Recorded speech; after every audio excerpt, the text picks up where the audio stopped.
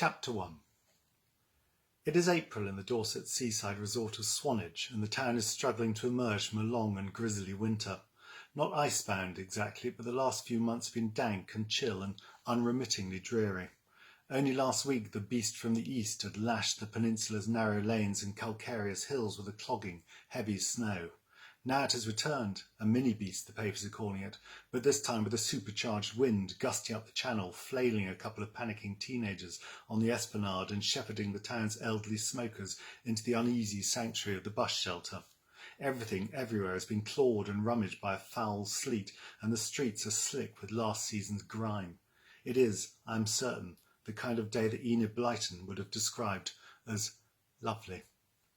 Enid Blyton had no time for bad weather. There really is no such thing if you're wearing the right clothing, and perhaps that is why she always spent her holidays in Swanage and almost never visited sunnier lands.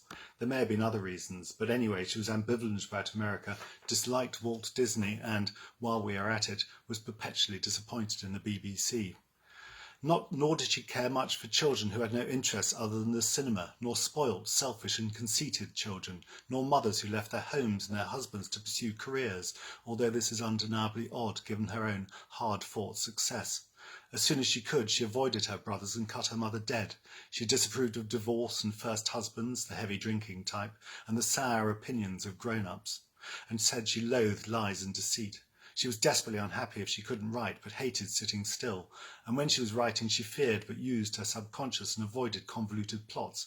She found other people's illnesses alarming or tiresome, along with people with inferiority complexes or anyone who gives up, and she preferred children who are ordinary or normal, although where did that leave her own two daughters?